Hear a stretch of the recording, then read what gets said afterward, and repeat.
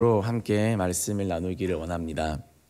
기쁨에도 수준이 있다는 것입니다. 우리가 느끼는 기쁨은 어떤 기쁨인지, 그리고 우리가 느껴야 하는 기쁨은 어떤 기쁨인지 오늘 말씀을 통해서 알기를 원합니다. 오늘 70명의 제자들이 주님의 뜻을 따라 밖에 나가서 사역을 감당하고 왔습니다. 놀라움과 흥분에 가득 차서 말했습니다. 예수님, 예수님, 예수님의 이름이면, 주님의 이름이면 귀신들도 우리에게 항복합니다. 그런 놀라운 역사를 보았습니다. 그렇게 흥분해서 돌아왔습니다. 얼마나 신납니까? 얼마나 기쁩니까? 혹시 우리 성도님들 중에 예수 이름으로 귀신을 쫓아낸 경험이 있으십니까? 그때 그런 일이 있다면 여러분 마음이 어떻겠습니까? 정말 예수님의 이름이, 내 속에 계신 예수님의 능력이 실제로 역사하는구나, 그것을 몸소 느끼지 않겠습니까? 흥분하지 않겠습니까? 예수 이름 선포하면 어둠이 떠나가고 귀신은 쫓겨나가고, 저도 이런 역사를 많이 보면 좋겠습니다. 그렇게 돼 사람이 온전케 되어지고 회복케 되어지는 하나님 나라가 실제적으로 확장해가는 그런 능력을 우리가 눈앞에서 경험하고 본다면 얼마나 우리의 마음과 신앙이 고취되겠습니까? 선교지에 가면 이런 일들이 많이 일어나서 비전 트립이나 단기 선교 기간 가운데 이런 영적 전쟁을 많이 경험해서, 보통 비전 트립을 다녀오거나 또 선교 여행 다녀오면 이런 것들을 몸소 경험한 이유 때문에 신앙이 이렇게 급성장하는 것을 우리는 종종 보게 됩니다. 예수님도 인정했습니다. 그래, 내가 너희들이 하는 걸 다 보았다. 너희들이 정말 어둠의 영을 끌어내리는 것을 내가 보았다. 그렇게 예수님이 말씀하십니다. 누가복음 10장 18절에 보니까 예수께서 이르시되 사탄이 하늘로부터 번개같이 떨어지는 것을 내가 보았노라. 예수님은 영적인 눈으로 이미 보고 계셨습니다. 70제자들은 각 지역에 흩어져서 하나님의 일을 감당했지만 예수님은 기도 가운데, 또 예수님은 영안을 열어서 보셨는데 하늘에서 사탄이 번개처럼 떨어지더라는 것입니다. 너희들이 한 일이 정말 영적 전쟁 가운데 승리했고 사탄이 떠나간 일이 맞다. 그러면서 칭찬하시고 인정해 주십니다. 19절에 보니까 원수의 모든 능력을 제어할 권능을 주었으니 너희를 해칠 자가 결코 없으리라. 얼마나 제자로서 우리가 그 70인의 한 명이었다면 얼마나 우리 마음에 기쁨이 넘칩니까? 첫 번째로 성취의 기쁨입니다. 제자들이 느꼈던 이 기쁨은 바로 성취의 기쁨이었습니다. 눈앞에서 능력과 역사가 나타났을 때 느꼈던 그런 기쁨이었습니다. 내 눈앞에 그 열매가 확연하게 드러났을 때, 정말 예수 이름으로 쫓겨나는 것을 봤을 때 느꼈던 그 희열, 그 성취의 기쁨이었습니다. 성취는 대단히 중요합니다. 많은 사람들을 움직이는 동력입니다. 많은 사람들을 움직이는 그런 원인입니다. 목적 없이, 목표 없이 달려갈 수 있는 사람은 아무도 없습니다. 많은 사람들도 성취하기 위해서 살아갑니다. 초등학생들도 유치원생들도 성취에 익숙해져 있고, 그리고 부모님의 인정과 선생님의 인정에 익숙해져 있고, 또 무슨 초등학교 어떤 회장 선거, 정교회장 등등등 모든 것 다 성취하기 위해서는 부모님과 모든 것들이 총동원되어서 아이들로 하여금 성취의 기쁨을 느끼게 해줍니다. 왜냐하면 그 기쁨이 정말 크기 때문입니다. 그 행복이 정말 크기 때문입니다. 그러나 성취가 기쁨의 전부는 아니라는 것을 우리는 오늘 기억해야 됩니다. 우리는 사업이 잘 될 때, 성적이 올라갈 때 기뻐하고 좋습니다. 좋은 것입니다. 그러나 우리가 무엇을 성취하는 것을 기뻐하는 것에만 너무 익숙해지면 안 됩니다. 인정받거나 성취하는 것에 대하여 우리가 기쁨을 느끼는 버릇하면, 그렇지 않을 때 여러분 문제가 생기지 않겠습니까? 그런 일이 안 생기면 안 기쁘지 않겠습니까? 예수를 믿어도 안 기쁘지 않겠습니까? 내가 성취하고 이루어낼 때만 기뻐하는 버릇을 하고 그것을 기쁨의 수준으로 삼고 기쁨의 기준으로 삼는다면, 그렇지 않을 때 우리는 문제가 생기지 않겠습니까? 그렇지 않을 때 화가 나고 열등감이 올라가고 자존감이 내려가고 우리 신앙에 악영향을 오히려 끼치지 않겠습니까? 그리고 성취하지 못하는 사람을 향해 판단하고 비난하지 않겠습니까? 여러모로 좋지 않지 않겠습니까? 성취를 못하거나 인정을 못 받으면 기쁠 일이 없다. 그러면 교회를 다니지 않는 사람과 느끼는 기쁨의 수준과 기쁨의 정도와는 아무런 차이가 없는 것입니다. 그러나 바울과 실라를 보십시오. 그들은 감옥에 갇혔습니다. 그들의 반응은 어떻습니까? 우리 사도행전 16장 25절 말씀 같이 읽겠습니다. 한밤중에 바울과 실라가 기도하고 하나님을 찬송하며 죄수들이 듣더라. 만약 성취의 기쁨만 추구했다면 감옥에서는 한탄과 탄식 소리만 들려왔을 겁니다. 오늘도 실패했네, 오늘도 갇혔네. 바울은 실라를 향해, 실라는 바울을 향해 너 때문에 내가 기껏 따라왔더니 이렇게 됐네 라고 하면서 서로를 핀잔했을 겁니다.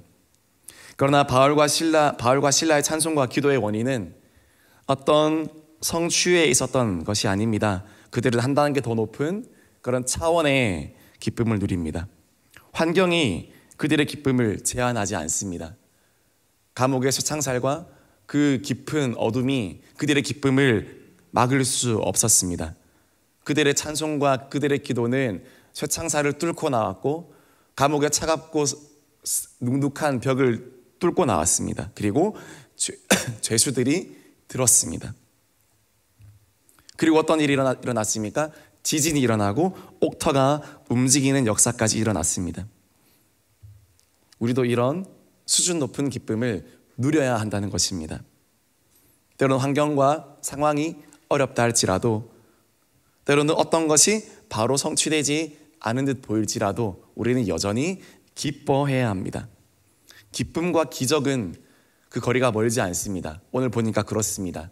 오늘 바울과 실라가 기뻐했을 때, 그럼에도 불구하고 기뻐했을 때, 성취를 넘어 기뻐했을 때에 성취로는 이룰 수 없는 기적이라는 것이 왔습니다. 우리의 노력으로는 우리의 쇠창살을 끌어낼 수 없고 우리의 결박을 끌어낼 수 없습니다. 그러나 기뻐할 때 기적으로는 그 옥문이 열릴 수 있고 옥타가 움직일 수 있고 해방받을 수 있게 된다는 것입니다.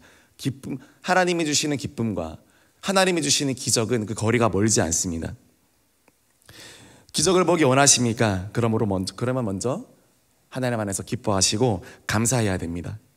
성취를 뛰어넘는 그런 기쁨을 우리가 누려야 합니다. 성취를 통해 누리는 기쁨도 정말 큰 기쁨이지만 그것을 더 뛰어넘는 더 넓은 차원의, 더 높은 차원의 기쁨을 누릴 때 우리 가운데 하나님께서 역사하기 시작한다는 것입니다. 그렇다면 이 성취의 기쁨보다 더 수준 높은 기쁨은 무엇일까요? 바로 존재의 기쁨입니다. 두 번째로 존재의 기쁨입니다. 아마 바울과 실라가 느꼈을 기쁨이 아니었겠습니까? 그들의 존재로 느꼈던 기쁨입니다. 비록 감옥에 갇혀 있어도 이렇게 사는 게 좋다, 뭔가 신세가 처량해 보인다 하더라도 우리가 무엇이길래 이런 은혜를 입었는가, 그들은 그 존재로 기쁨을 느꼈습니다. 성취의 기쁨을 넘어서 우리는 존재의 기쁨으로 나아가야 됩니다. 예수님도 그렇게 말씀하십니다. 누가복음 10장 20절 말씀 우리 같이 읽어보겠습니다. 그러나 귀신들이 너희에게 항복하는 것으로 기뻐하지 말고 너희 이름이 하늘에 기록된 것으로 기뻐하라 하시니라.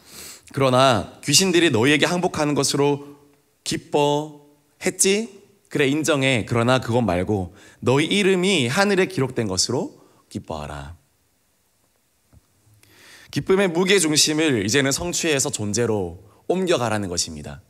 너희가 늘 나를 믿고 따르면 이런 기적과 역사와 주의 은혜가 넘쳐날 거야. 그런데 그렇지 않을 때도 있을 거야. 그러므로 기쁨의 무게중심을 성취에만 집중하지 말고 존재로 옮겨 놓아라. 더 중요한 말씀을 예수님 하신 것입니다. 너희들이 천국 가게 될 걸 기뻐해라. 하나님의 자녀됨을 인하여 기뻐해라. 너희 존재로 기뻐해라.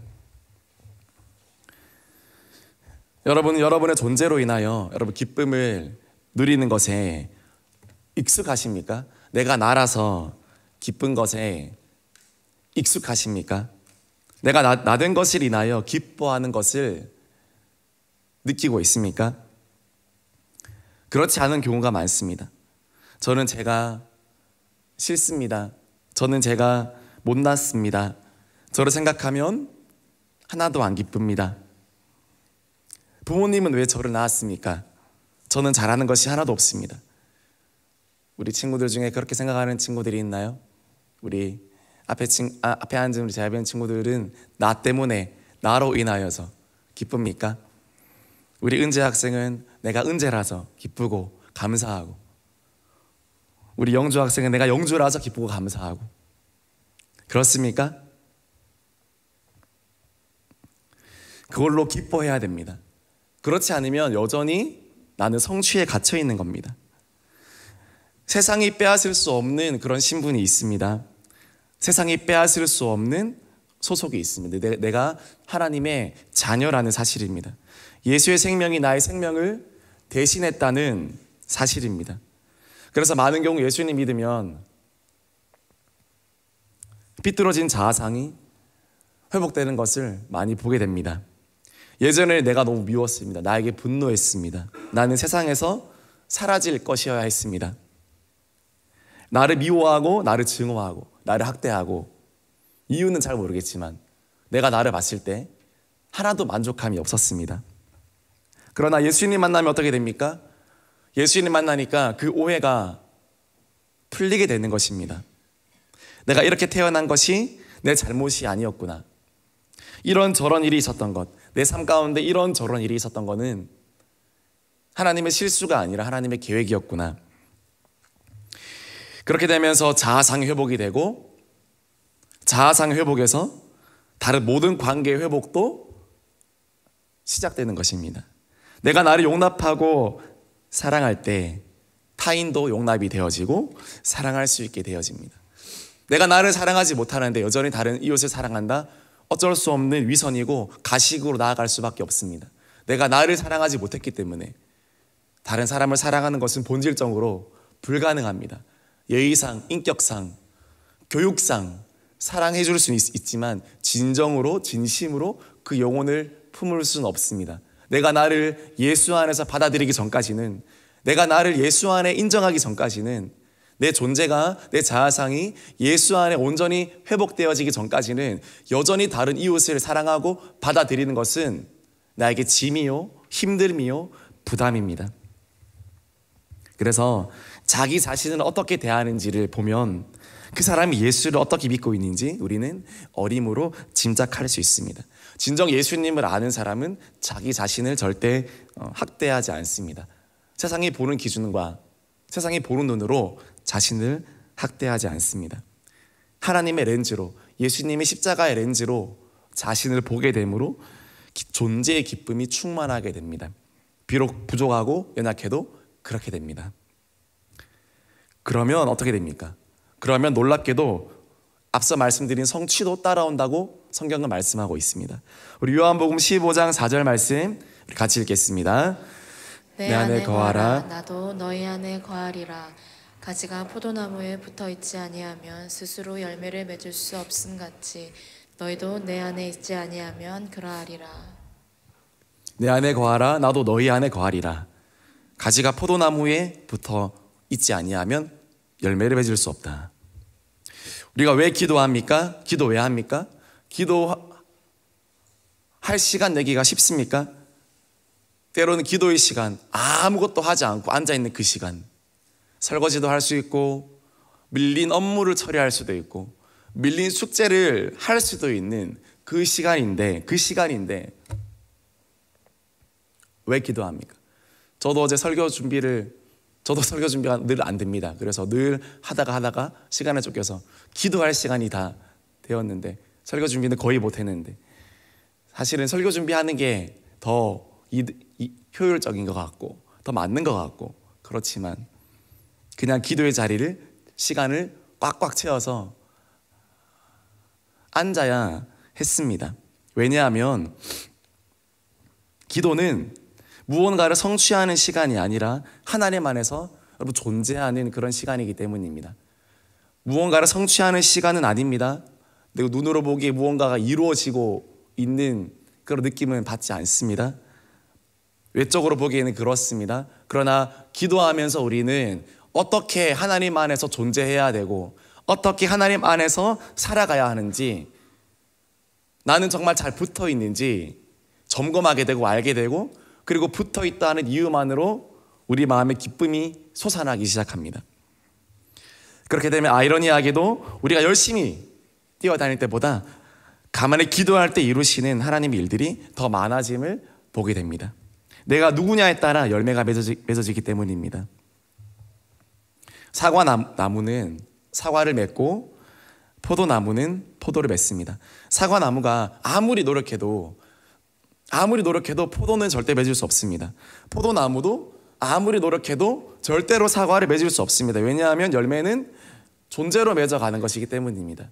어떤 노력과 성취, 물론 정말 중요하지만, 그러나 오늘 요한복음 15장 4절에서는 열매는 존재로 맺어가는 것이다. 그래서 이런 말도 있습니다. doing이 아니라 being이다. 무언가를 하는 것이 아니라 내가 어떠한 사람이냐, 어떤 존재냐, 그것이 가장 중요하다. 그렇게 말씀하고 있습니다. 이것이 존재의 기쁨입니다. 하나님의 시선으로 나를 충분히 바라보고 있습니까? 나를 향한 하나님 아버지의 마음을 느낍니까? 오늘도 내가 하나님의 자녀라는 사실, 그 존재에서 오늘 하루를 출발하기를 소망합니다. 여러분의 업무, 여러분의 성과, 여러분의 성취에서 오늘 하루를 시작하지 마시고, 내가 하나님의 귀한 자녀이고 바뀔 수 없는 하나님의 소중한 사람이고 하나님의 기대주라는 것을 오늘도 믿음으로 믿으시길 바랍니다. 성적으로 눈에 보이는 것들로 나를 바라보지 말고 오늘도 말씀에 근거하고 믿음에 근거해서 하나님의 사랑에 근거해서 나를 충만하게 채우는 그런 기도의 시간이 되어지기를 원합니다. 그러면 꽉 막힌 쇠창살도 뜨고 두꺼운 벽들도 뚫고 우리는 지나갈 수 있습니다. 해방될 수 있습니다. 자유할 수 있습니다. 그리고 기적을 경험할 수 있습니다. 그것이 존재의 기쁨입니다. 마지막으로 성령의 기쁨입니다. 이것은 우리 주 예수님이 기뻐하신 기쁨입니다. 우리 누가복음 10장 21절에 보니까 제가 읽겠습니다. 그때 예수께서 성령으로 기뻐하시며, 예수께서 성령으로 기뻐하셨습니다. 이르시되 천지의 주제이신 아버지여, 이것을 지혜롭고 슬기 있는 자들에게 숨기시고 어린아이들에게는 나타내심을 감사하나이다. 옳소이다. 이렇게 된 것이 아버지의 뜻이니이다. 존재의 기쁨보다 더 차원 높은 기쁨은 바로 성령으로 기뻐하는 것입니다. 21절에 성령으로 기뻐하시며, 이 성령으로 기뻐하시며라는 말은 성령의 은혜 가운데 성령과 더불어 성령의 힘입어 그렇게 표현할 수도 있습니다. 우리도 성령으로 기뻐해야 될 줄 믿습니다. 사람들이 기뻐하는 이유는 저마다 다 다릅니다. 어떤 사람들은 음식으로 기뻐합니다. 어떤 사람은 돈으로 기뻐합니다. 어떤 사람은 쾌락으로 기뻐합니다. 어떤 사람은 성공으로 기뻐하고 꾸미는 것에 기뻐합니다. 그럼 오늘 말씀에 보니까 예수님은 성령으로 기뻐했습니다. 성령으로 기뻐하면 성령의 사람입니다. 우리도 성령으로 기뻐하기 원합니다. 우리 기쁨의 이유가 성령이 되기를 원합니다. 내가 오늘 하루를 살아갈 때 내가 느끼는 기쁨의 그 이유, 그것이 성령님, 내 속에 계신 성령님, 나에게 말씀하시는 성령님, 나는 못하지만 나로 하게 하시는 그 성령님을 인해서 우리가 기뻐하면서 오늘도 나아가기 원합니다. 그것이 예수님이 기뻐하신 이유입니다. 오늘 특별히 성령으로 기뻐하신 이유가 무엇입니까? 예수님께서 21절에 보니까 지혜롭고 슬기 있는 자들에게 숨기시고 어린 아이들에게는 나타내심을 감사하나이다. 오늘 말씀대로 하나님께서 세상에 지혜롭고 슬기 있는 자들을 선택하신 것이 아니라 어린 아이 같은 저와 여러분들을 부르시고 택하셔서 하나님 나라를 이루어 가셨기 때문에 예수님께서 성령으로 기뻐하셨습니다. 당시에 지혜롭고 슬기로운 자는 바리새인입니다. 서기관입니다. 율법 학자입니다. 자기들은 다 알고 있다고 생각했습니다. 그래서 예수님의 가르침을 받지 않았습니다. 교만했습니다. 그런 자들에게 하나님은 말씀하시지 않았습니다. 하나님은 계시하지 않았습니다. 오히려 어린아이 같은 자들, 여기 보면 제자들 같은 사람들, 오늘에는 저와 여러분 같은 사람들입니다. 여러분, 세상을 둘러보면 우리들보다 더 지식적으로, 더 도덕적으로, 더 부와 인기와 명예적으로 더 탁월한 사람들이 얼마나 많습니까? 여러분 주변에 그런 사람들이 얼마나 많습니까? 세상적으로 볼 때 사실 교회 안에는 외적으로 보이는 그런 큰 인물들이 상대적으로 많지 않습니다. 비교적으로 많지 않습니다. 모두가 평범한 것 같습니다. 모두가 너무너무 평범합니다. 오히려 더 못할 때도 있습니다. 어린아이 같습니다. 연약해 보입니다. 그런데 왜 예수님이 그걸 보고 기뻐하십니까? 왜 예수님이 그것을 보고 성령으로 기뻐하십니까? 왜냐하면 그런 어린아이 같은 저와 여러분에게, 그런 연약한 저와 여러분에게 하나님의 놀라운 꿈을 나타내시고 하나님의 놀라운 비전을 계시하시고 보여주기 때문에, 그리고 그런 어린아이 같은 우리를 통하여서 하나님께서 일하시기 때문에 예수님께서 성령으로 기뻐하지 않을 수 없으셨다는 겁니다. 세상이 줄 수 없는 기쁨입니다. 하나님이 어떻게 그러실까? 어떻게 나에게 그런 은혜를 주시는가? 어떻게 예수 믿게 하시고 천국 가게 하실 뿐만 아니라 주님의 몸된 교회와 하나님 나라를 세우는 일에 나를 사용하시는 건가? 이것을 알게 되고 이 비밀을 알게 된다는 것입니다. 아무것도 아닌 것처럼 보여도, 성도들이, 교회가 아무것도 아닌 것처럼 보여도 이것을 통하여서 하나님이 세상을 충만하게 하시고 예수 그리스도의 복음을 편만하게 증거하게 하시고 하나님의 놀라운 일들을 은밀하게 이루시는 것들을 보면서 얼마나 통쾌하게 생각하시며 성령으로 기뻐하시겠습니까? 이것이 성령이 우리에게 주시는 은밀한 기쁨, 내적인 기쁨. 바리새인들은, 율법학자들은, 당대의 지도자들은 알 수 없는 그런 놀라운 기쁨입니다. 다른 기쁨은 다 가짜입니다. 순간만 즐겁고 후에는 독이 되는 그런 인스턴트 기쁨에 우리가 얼마나 많이 물들어져 있습니까? 그럼 컵라면 같은 기쁨, 순간을 즐겁게 하는 기쁨, 얼마나 많이 우리가 물들여져 있습니까?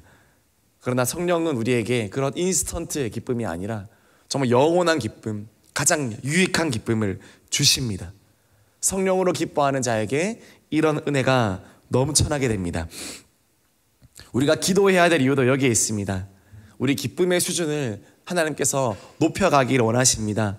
나의 성취의 기쁨에서 존재의 기쁨으로, 존재의 기쁨에서 성령이 주시는 기쁨으로 우리가 그 기쁨을 충만히 누리며 살아가는 우리 대흥의 모든 성도들이 되기를 주님의 이름으로 축복합니다. 이 기도의 가운데 우리 더 기도하고 또 기도합니다. 이 기도 가운데 정말 기쁨으로 충만하십니까? 행복하십니까? 이 행복, 이 기쁨, 이 성령이 주시는 기쁨은 우리에게 놀라운 응답을 허락하여 주십니다. 하나님, 오늘 기도 가운데도 주님의 기쁨을 누리게 하여 주시옵소서. 주님의 행복을 누리게 하여 주시옵소서. 이 기쁨을 빼앗기지 않게 하여 주시옵소서. 사단은 날마다 여러분의 기쁨의 수준을 낮춥니다. 그리고 여러분의 기쁨을 뺏어가기를 원합니다. 그러나 기도 가운데 깨어 기도해서 주님, 내 마음에 주님 사명으로 인한 기쁨을 회복시켜 주시고 성령이 주시는 기쁨을 내가 느끼게 하시고 하나님의 기쁨을 하나님 내가 느낄 수 있는 그런 은혜를 입게 하여 주시옵소서. 그런 기쁨이 있다면 아무도 우리를 가로막을 수 없고 아무도 우리를 제한할 수 없습니다. 오늘 기도 가운데도 하나님의 기쁨이 우리 가운데 회복되게 하여 주시옵소서. 그렇게 소망하며 기도하는 오늘 이 새벽 되기를 주님의 이름으로 축복합니다. 우리 같이 기도하겠습니다.